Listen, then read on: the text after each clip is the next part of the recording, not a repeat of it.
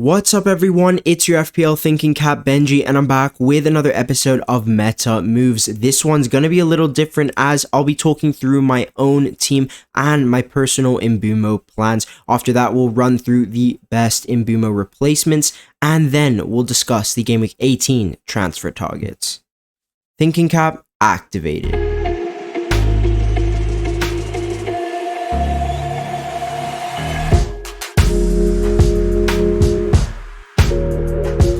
To kick things off, what we're looking at is my team review for Game Week 15. Now, usually I don't discuss my team on Thinking Cap because I don't believe that brings enough value to you guys. I try to focus on nailing the differentials with a sleeper selection. Obviously, captaincy is the center of my attention, but I also try to discuss the biggest dilemmas every week because I feel that content offers the greatest value. But I thought I'd give a little update on how my season's gone and also the visualization of my team and my plans should help you with the Mbeumo dilemma. So Game Week 15 saw me hit 62 points all out, a small green arrow, and honestly with only 10 players and a captaincy fail, things could have gone a lot worse. In terms of rank, I'm sitting at 200k at the moment. I've still got 3 chips, all 3 chips except for wildcard 1. The big mistake this week was the Saka versus Palmer captaincy, and I was on the wrong side for that one. I do think Palmer was quite lucky, but I did say in my captaincy video last week that I did think that Spurs were the most targetable fixture.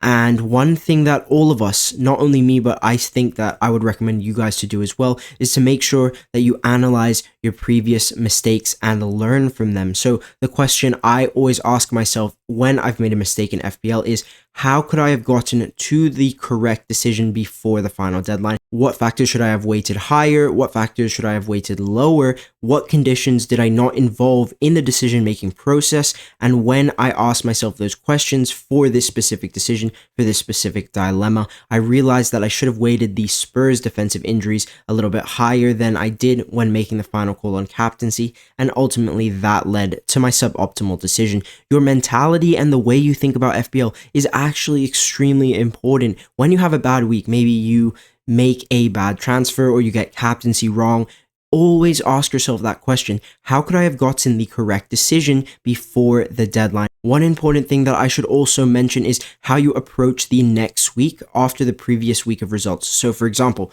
I am disappointed with Saka, therefore perhaps I might have some negative bias or agenda towards him in Game Week 16 because he stung me in 15, but because I'm conscious of those feelings, I'm aware of those feelings, I will still consider Saka for captaincy because he's got a good fixture this weekend, and if I was to disregard him, that could potentially be a massive mistake. And I've got to focus on controlling my emotions, both positive and negative. Recent studies have shown that when a sports team you like or associate with, when that team loses, the area in your brain associated with pain activates. So of course, when things don't go your way, you're going to be a little annoyed, you're going to be a little pissed off. Maybe if your season isn't going perfectly, you're going to be even a little bit depressed.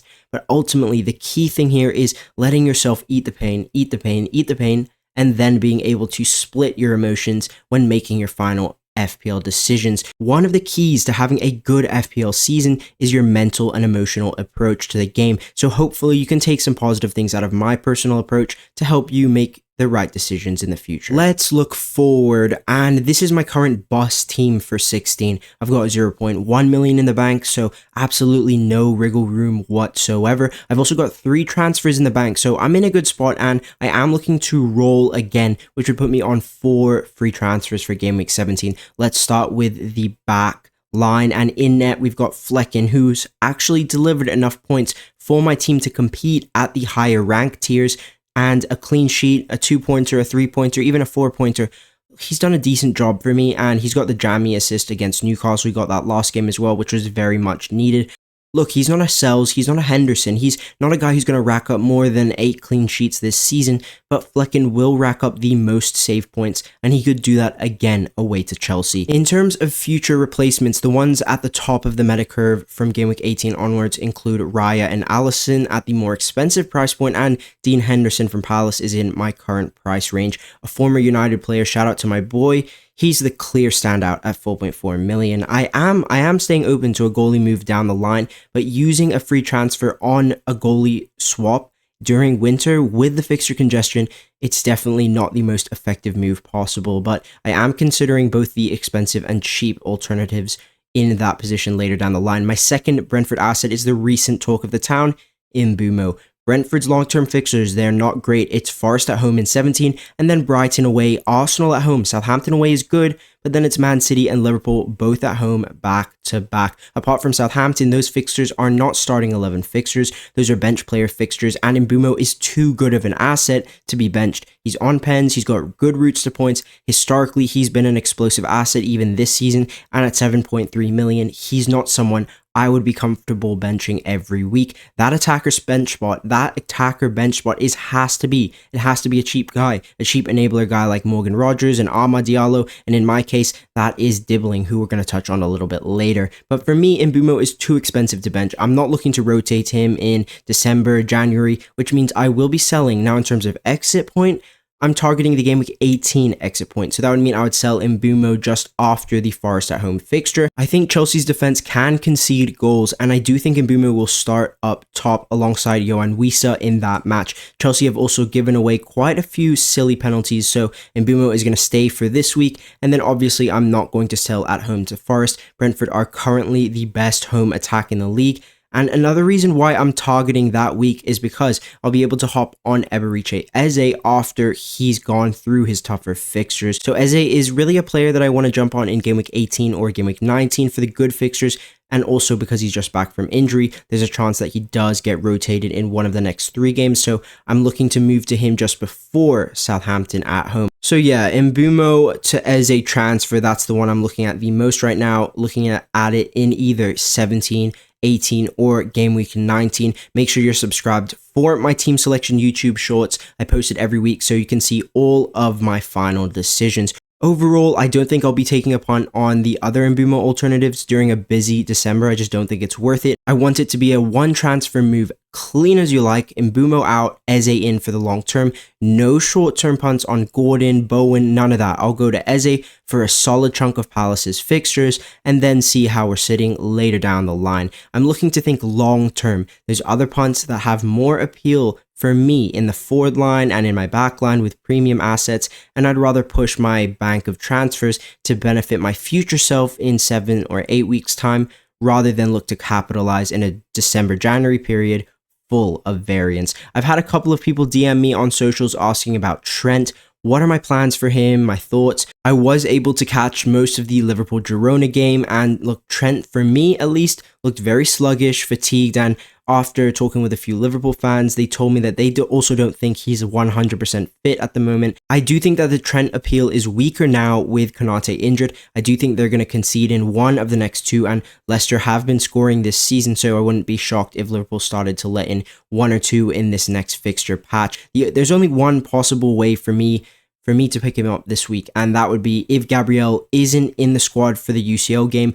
We all know what Arteta's like. Secrets, dark arts, conspicuous press conferences. We ain't going to get any concrete news on Big Gab, so I'm really hoping he's in the squad and fit tomorrow because the next run of games should see some Arsenal clean sheets come through. I am recording this before that game, so by the time you watch it, you'll already know. I'll comment below in the comment sections. I'll pin a little thing there whether Gabriel was involved or not when we get the lineups. Now, in the scenario that Gabriel isn't even on the bench for that game, I'd strongly consider selling Mbeumo this week to pick up Trent from Gabriel. I don't really want to do that. I'd rather roll again and make my moves in 17 and 18, but look at my bench cover. I've got a no-show Jacob Greaves wilting away to 3.9 million, and I've got Mikolenko away to Arsenal. If one of those two are coming into my lineup, into my back line, my team is definitely suboptimal for 16, and with 3 transfers in the bank, I'll probably be calling myself an idiot for not being more decisive with my transfers. So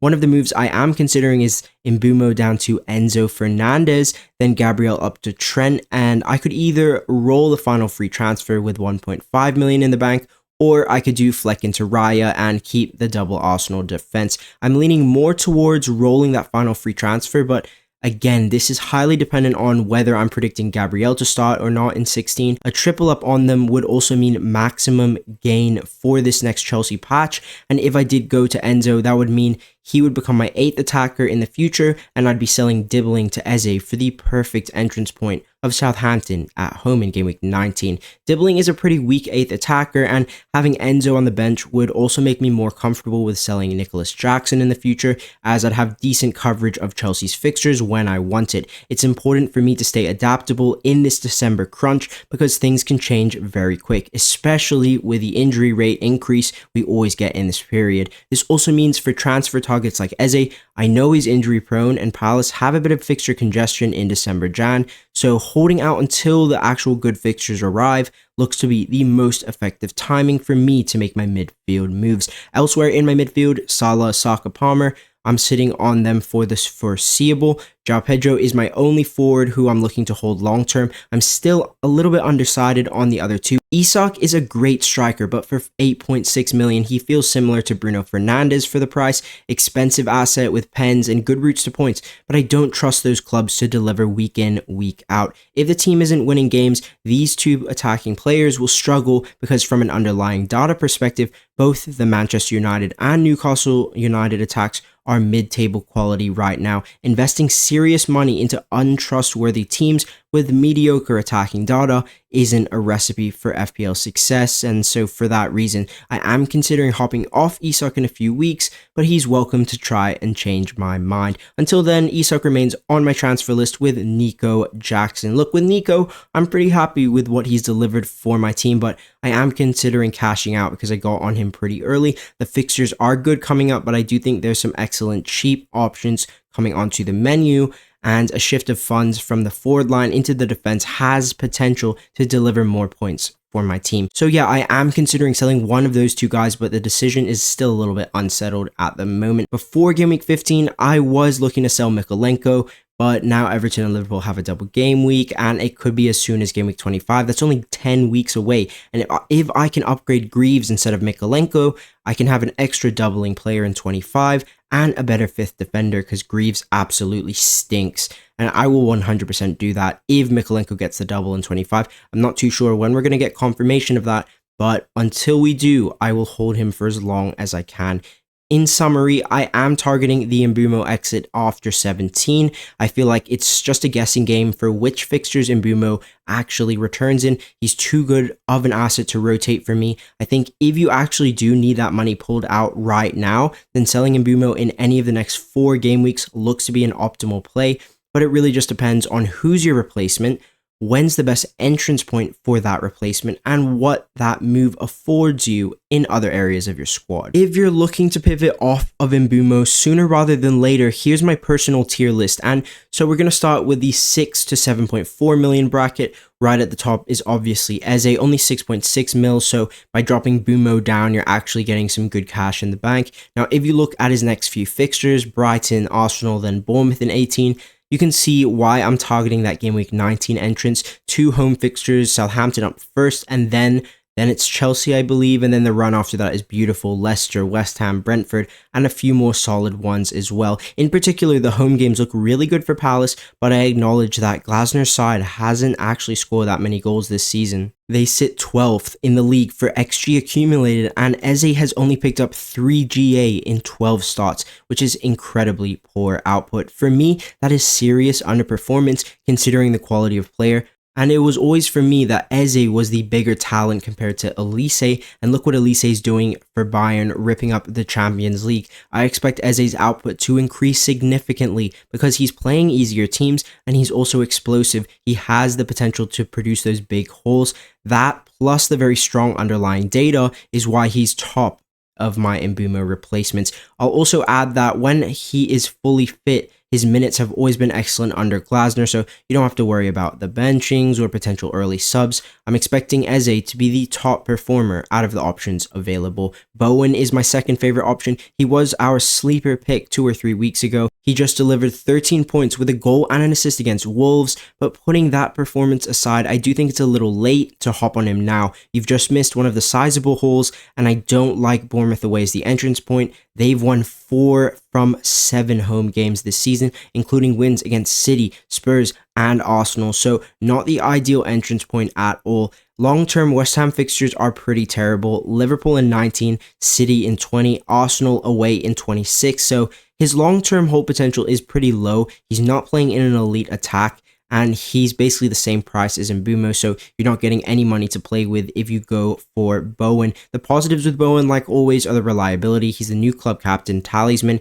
and nailed for 90 minutes. He's got a great injury record. You know, he's got a little share of the West Ham penalty duty, and he's on corners, and he's got excellent delivery. So you're getting a lot of good stuff with JB as well. I'm just of the belief that the boat has sailed a little bit, but still a decent asset in the current power curve.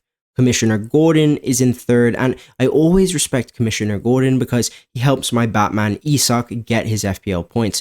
But Commissioner Gordon has not been at the races this season. I've heard this for the past 2 months, maybe even longer from Newcastle fans.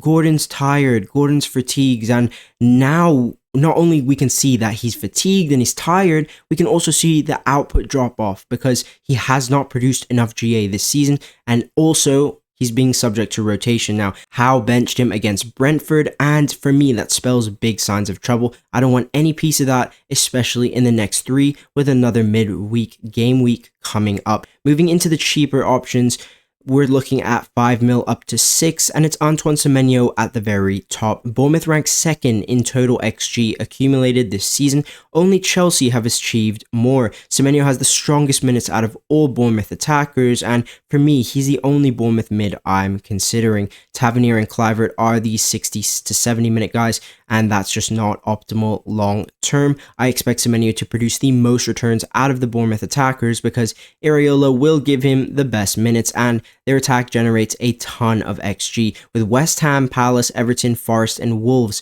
as the next set of home fixtures, I do back Semenyo in this price range. For me, Enzo and Ahmad compete in their own category. If you actually need, the 0.3 mil or 0.4, 0.5 mil to get another player in a different position, then I do think both of these cheaper guys are good value. My thing is that I value expected minutes very highly. I want 90 minutes as regular as possible, and I want to be surprised by an early sub. I don't want to be surprised by a benching. With Ahmad, you won't be surprised with a benching because it's going to happen a lot. And as a Man United fan, I can tell you we're already two behind for top 4, let alone top 5. So I think if Amorim plays a strong starting 11 this week in the Europa League, and that will tell us a lot on how much he's valuing the Europa League, because if we do go strong in this game and we push for the top 8, we're going to lose a fixture later down the line, which I do think is worth it. So let's see how strong he's prioritizing the Europa League qualification. And because realistically, it's our only chance for Champions League football next season.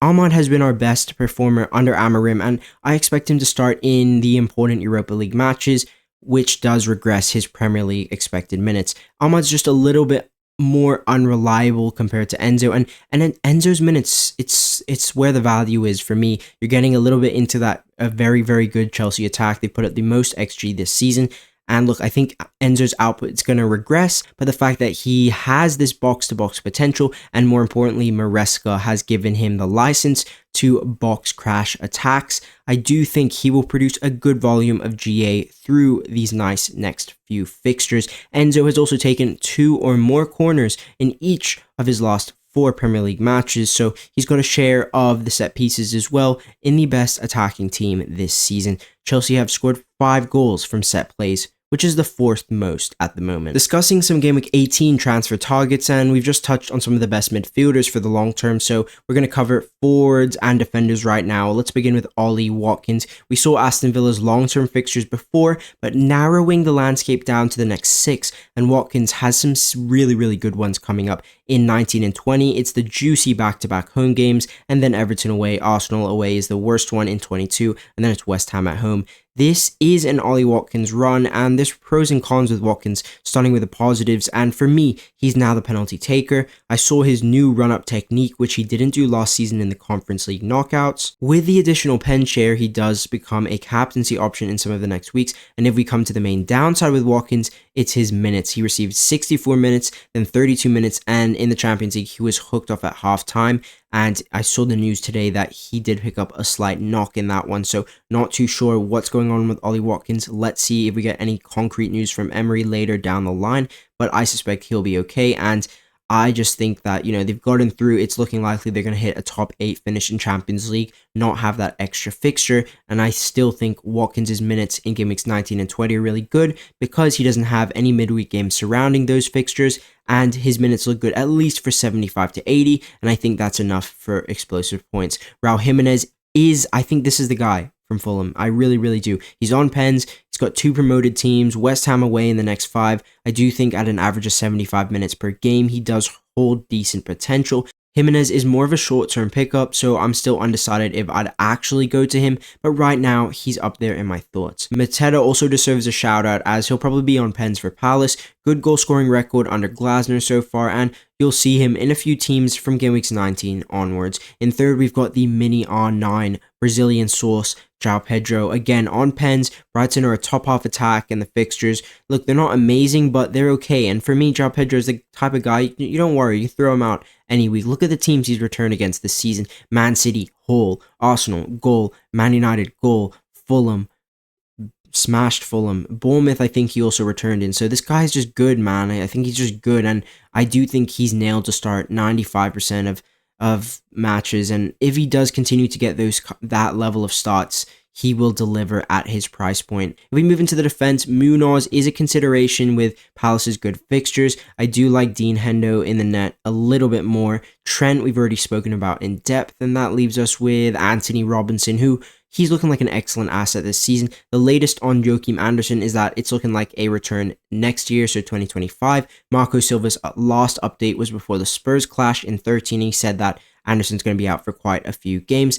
Fulham are better with him in the team. I'm going to say that and go out on a limb and say that for sure. And they've only kept 2 clean sheets this season, so it's actually not that many as you'd think. I don't think they're that good of a defense, and yes, he's attacking. Robinson, he'll deliver the attacking returns, but at 4.8 million, I'm looking to target Andersen, who's now 4.2, and, you know, once he's back on the menu, he's back fit, I do think he'll be a very solid option. We're finishing up with a sleeper selection for 16, and this week I need to give a big shout out to my partner Skyline for this differential, and I do think that Dean Huijsen is a bundle of fun. Only 4.3 million, so you're getting the cheapest access possible into that Bournemouth defense. He did just pick up 15 points against Tottenham with a goal and a clean sheet, but this isn't points chasing. Huijsen is actually a solid option from attacking perspective. He's 6'4", so he's absolutely built like a massive block. And Huijsen came to Bournemouth from Roma. He scored 2 goals in 4 starts in the Serie A, and historically he's got an insane goal scoring catalog as a defender. He's now on the menu because Senesi, Iraola's first choice center back, is out injured. Time frame I'm hearing is around 4 to 12 weeks, so you'll probably get Huijsen maybe, if you're lucky, maybe end of Jan. Huijsen, look, interestingly, he actually did take some penalties at youth level, so he can actually score goals. There's actually a little teeny chance that if Kluivert and Evan Nilsson are off the pitch, Huijsen could take a penalty if he gets it at that point, but that's probably a little bit of a pipe dream. Still, he's a very, very enticing pick. He'll be a lot of fun if you own him. I guarantee you that. He's going to be the target from set pieces, and obviously, we touched on Bournemouth's home record before, and that's not just in the attacking phases. They kept clean sheets against Spurs and Arsenal. City only scored 1 against them as well, so he's a great pickup as well if you have like a Lewis Hall in your team, because Bournemouth fixtures, they rotate really, really nicely with Newcastle, so if you need some extra defensive cover during Christmas, I do think Huijsen is the perfect medium-term asset with attacking upside. If you've enjoyed the video, then make sure to give it a like, hit that subscribe button, and I'll speak to you in the next one. Peace.